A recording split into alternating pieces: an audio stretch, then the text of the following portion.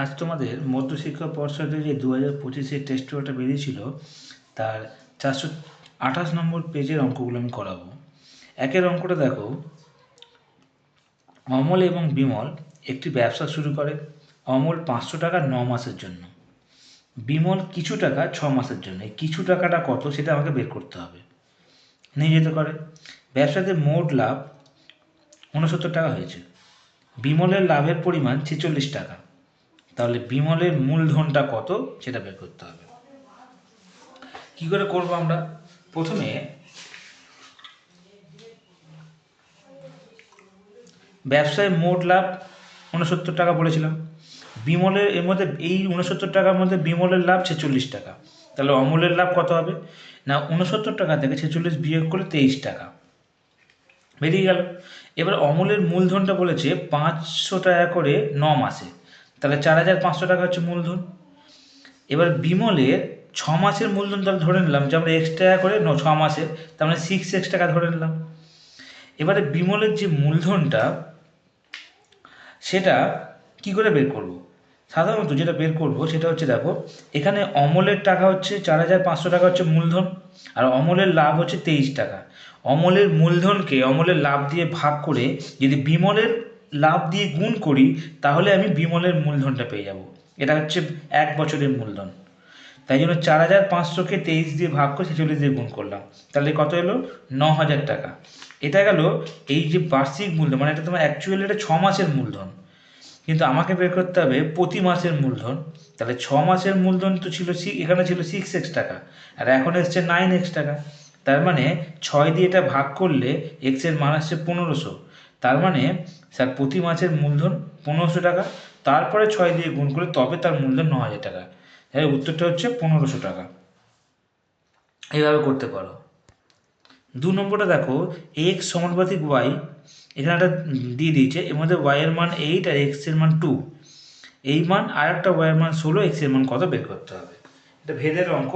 কীভাবে করছি দেখো, প্রথমে এক্স সমানুপাতিক ওয়াই, এক্স সমান সমান কে ওয়াই, যেখানে কে হচ্ছে ধ্রুবক। তাহলে কে সমান সমান এক্স বাই ওয়াই বেরিয়ে গেল। আমাকে এক্স এর মান 2 বলেছে, ওয়াই এর মান 8 বলেছে। আমি এখানে কী করলাম, এক্স এর জায়গায় 2 বসালাম, ওয়াই এর জায়গায় 8 বসে কাটাকুটি করে এসছে 1/4।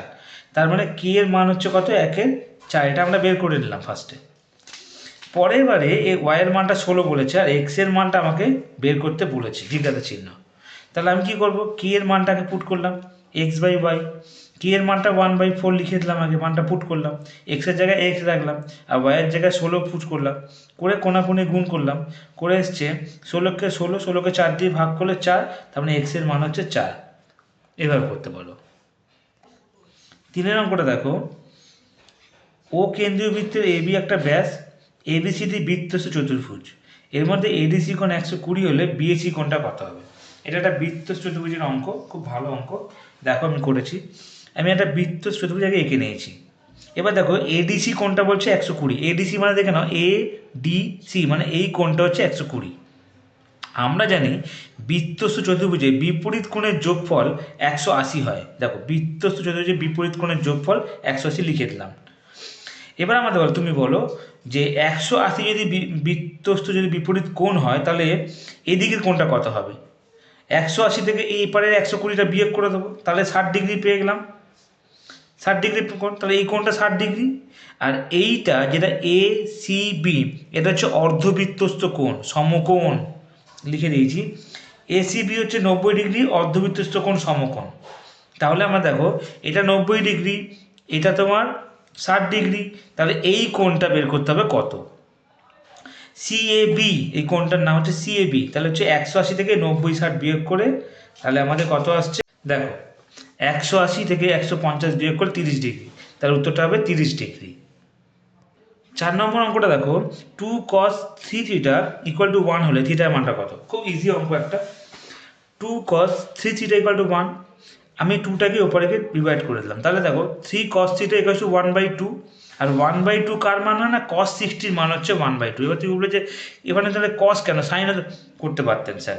না, এখানে যেহেতু cosের দিয়ে অঙ্কটা করছি তাই এদিকেও আমাকে cosের মানটাই বসাতে হবে। তাই আমি এখানটা cos 3 থিটার সঙ্গে আর 1/2 cos 60 মানটা বসালাম। কস কস কেটে গেল, three theta equal to 60 degree, তাহলে থিটা ইকুয়াল টু কত হচ্ছে 3 দিয়ে ভাগ করলে 20 ডিগ্রি, তাহলে এখানটা হচ্ছে 20। সুতরাং তাহলে 20 যদি হয় তাহলে থিটার মান 20 ডিগ্রি, এটাই অ্যান্সার। 5এরটা, দুটি নিরেট গোলকের আয়তনের অনুপাত 27:8, তাদের বক্রতলের ক্ষেত্রফলের অনুপাতটা কত হবে? আগে আমরা কি করব, দেখো এখানে দুটি নিরেট গোলকের আয়তনের অনুপাত আমরা লিখেছি। এবার দেখো 4/3 পাই 1r এর কিউব করলাম, একটা 4/3 পাই 1r2 এর কিউব করলাম। এবার দেখো এখান থেকে দুটোকে আয়তন বের করে কাটাকুটি করলাম, আর এখানে সমান সমান দিয়ে 27/8টা করলাম। এবার এখান থেকে r1 r2 বের করতে গেলে এই যে টিউবগুলো আছে ওপারে গিয়ে ঘনমূল করলাম। দেখো তাহলে কত আসছে না, আর এর মান আসছে 27 কিউব হচ্ছে 3, 8 এর কিউব হচ্ছে 2, তাহলে r1 এর মান 3 আর r2 এর মান 2, দেখো তাই এসছে।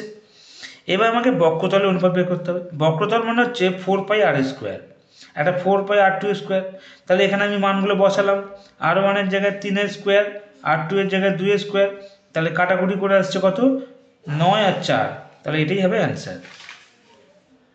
6এর অঙ্কটা দেখো, এখানে কিছু মান বলে দিয়েছে, বলেছে এই তথ্যের 35 না থাকলে মধ্যমা কত বৃদ্ধি পাবে।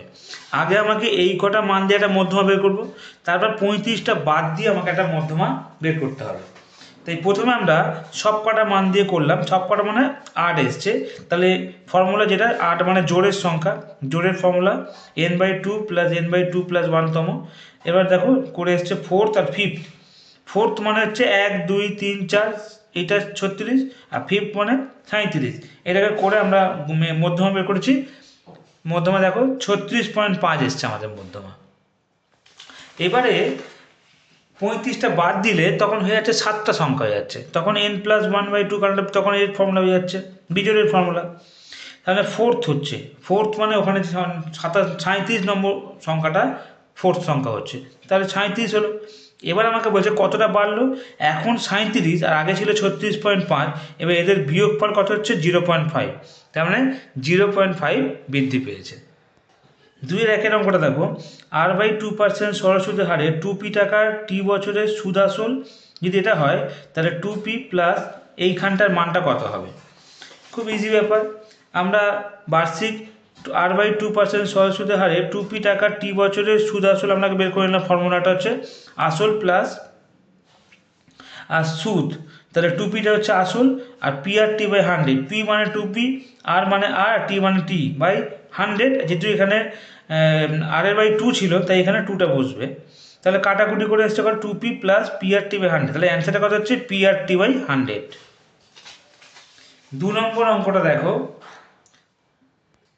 x + 2 x - 3 এর মধ্যবর্তী সংখ্যা x হলে x এর মানটা কত হবে। দেখো আমি এখানে টুকেছি মধ্যবর্তী সংখ্যাটা, এটাকে আমি সমানুপাতে সাজিয়েছি, এটা এটা, আর মানে x + 2 x আর x x - 3, এটাকে লঘিষ্ঠ করেছি, কোণাকুণি গুণ করেছি, x এ গুণ করে x² এসছে, x + 2 x - 3 গুণ করে এটা এসছে, গুণটা দেখো x এ গুণ করলে x², x দিয়ে 3কে করলে -3x, 2 দিয়ে করলে 2x, প্লাসে মাইনাসে মাইনাস, 3 দুগুণে 6, বুঝতেই পারছো খুব ইজি জিনিস। x² কেটে গেল, দুটো স্কোয়ারগুলো কেটে যাচ্ছে, বাকি পড়ে থাকছে দেখো এখানে 0 পড়ে থাকছে, আর এখানে দেখো 3x থেকে 2x বিয়োগ করলে -x -6, এক্সটা এপারে চলে এলো, x = -6। এইভাবে অঙ্কটা তোমরা করতে পারো।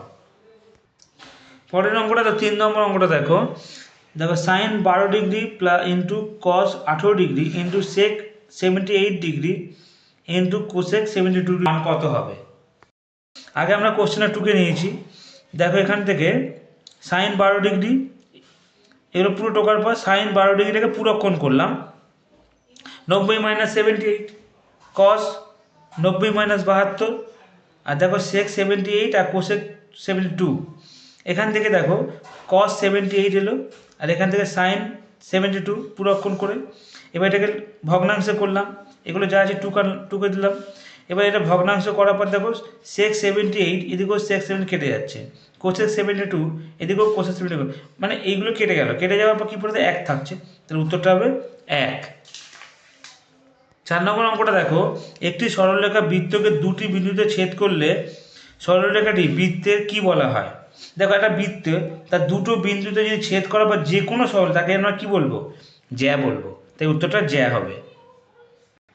5 নম্বরটা দেখো, একটি লম্ব বৃত্তাকার চোঙের ব্যাসের দৈর্ঘ্য 3 সেমি, উচ্চতা 4 সেমি এবং চোঙটির ভিতর সর্বাকার যে লম্ব দণ্ডায়মানভাবে রাখা যায় সেই দণ্ডটার দৈর্ঘ্য কত সেমি বের করতে হবে। দেখো 5 নম্বরটা দেখো, আমি একটা ছবিটা এঁকে নিয়েছি, একটা চোঙ এঁকে নিয়েছি, তার মধ্যে নাম দিয়েছি। দেখো লম্বটা হচ্ছে এবি, ভূমিটা হচ্ছে বিসি, আর যে কোনাকুনি দণ্ডটা রাখা তার দৈর্ঘ্য হচ্ছে এসি। দেখো নাম লিখেছি, দেখো বিসি হচ্ছে 3 সেমি, এবি হচ্ছে 4 সেমি, এসির দৈর্ঘ্যটা বের করছি আমরা অতিভুজের ফর্মুলা ফেলে, AB square plus BC square, AB মানে 4 স্কোয়ার, বিসি মানে 3 স্কোয়ার করে 16 আর 9 যোগ করে 25 √ বর্গমূল করলে 5 সেমি। তাহলে সবচেয়ে বড় যে দণ্ডটা রাখা যায় তার দৈর্ঘ্যটা হচ্ছে 5 সেমি। 6 নম্বরটা দেখো, x1 x2 x3 xn এর গড় x বার হলে ax1 ax2 x3 dash dash দিয়ে xn এর মান গড় কত হবে।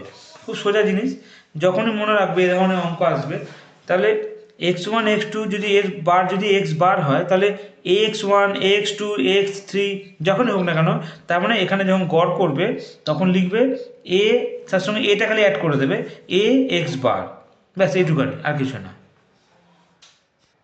3-এর 1-টা দেখো, চক্রবৃদ্ধি সুদের ক্ষেত্রে প্রথম দ্বিতীয় তৃতীয় বছরে সুদের হার R1%, R2%, 2 আর 3% হলে পি টাকা 3 বছরের স্ববৃদ্ধি মূল কত হবে। দেখো কীভাবে করা হচ্ছে। এখানে যে ফর্মুলাটা হবে সেটা হচ্ছে, আমরা যেহেতু এক বছর করে আর প্রত্যেকটা বছর আলাদা আলাদা পার্সেন্টেজ, তাই আমরা কী করবো, প্রথম পি হচ্ছে আসল, আর মানে 1 + R1/100 এক বছর, এটা প্রথম বছরে, এটাই স্ববৃদ্ধিমূল হওয়ার পর এটাই তোমার সুদ আসল বেরিয়ে যাবে। এর আবার R2%, তাই 1 + R2/100 আবার এক বছর, আবার এটার যে স্ববৃদ্ধিমূলটা বেরোবে তার আবার কী হবে, তারও আবার 2 আর 3%, তাহলে এটা 1 + 2 আর 3/100 কাটাকুটি করে 50 আসবে এক বছর। এইভাবে 3টে বছরে বের করার পর যে ক্যালকুলেশনটা সেটাই হচ্ছে তার চক্রবৃদ্ধি স্ববৃদ্ধি মূলের উত্তর। কিন্তু ওরা যেটা বলেছে ওদের উত্তরটা কিন্তু ভুল আছে, তাই এটা মিথ্যা। 2 নম্বরটা দেখো, sin 12° - cos 78 এর সরলতম মান কত হবে। আমি প্রথমে 2 নিলাম, sin 12° - cos 70, এটাকে আগে পূরক কোণ করে নেবো আমরা, cos 90 - 12, আর cosের পূরক কোণ sin, আর এর পূরক কোণ 78 এর পূরক কোণ তাহলে 12, তাহলে sin 12 বিয়োগ করলে 0, তো উত্তরটা হবে 0। ওরাও 0 বলছে, তাই এটা সত্য। 3 নম্বর অঙ্কটা বৃত্ত সামুদ্রিক একটি আয়তক্ষেত্র, ওরা বলছে এটা সঠিক, বৃত্ত সামুদ্রিক এটা একটা আয়তক্ষেত্র হয়, সত্য। 4 নম্বরটা দেখো, x² + x + 1 = 0 হলে সমীকরণের বীজদ্বয় বাস্তব। তাহলে দেখো প্রথমে আমি সমীকরণটা লিখে নিলাম, দেখো এখান থেকে a এর মান, b এর মান, c এর মান বের করে নিলাম। এবার ফর্মুলা যেটা b² - 4ac, আমি এর মধ্যে মানগুলো পুট করলাম। দেখো এখানে এসছে, পুট করার পর দেখো যোগ বিয়োগ করে এসছে 1 - 4 মানে -3, এটা <= 0। যদি কোনো সমীকরণের মান <= 0 হয় তার মানে এই সমীকরণের বীজদ্বয় বাস্তব হয় না, ওরা বলছে বাস্তব, তাই এটা মিথ্যে। 5 নম্বরে দেখো, একটি লম্ববৃত্তাকার শঙ্কুর উচ্চতা, ব্যাসার্ধ আর তির্যক উচ্চতা এই তিনটে একটা সমকোণী ত্রিভুজের বাহুত্রয়। হ্যাঁ এটা ঠিক, এই শঙ্কুর তির্যক উচ্চতা, ব্যাসার্ধ, উচ্চতা এই তিনটেই কিন্তু সমকোণী ত্রিভুজের বাহুত্রয়, তাই এটা সত্য। 6 নম্বরে দেখো, 2, 3, 9, 10, 9, 3, 9 এই যে সংখ্যাগুলো বলেছে এদের মধ্যে দেখো 3টে 9 আছে আর বাকিগুলো সব একটা একটা করে আছে, হিসাব মতো 3 দুটো আছে, কিন্তু 9 3টে আছে। তার মানে সংখ্যাগুলোর মান কত যদি হয় কত হবে না, 9 উত্তর হবে। ওরাও বলছে 9, তাই এটা হবে সত্য।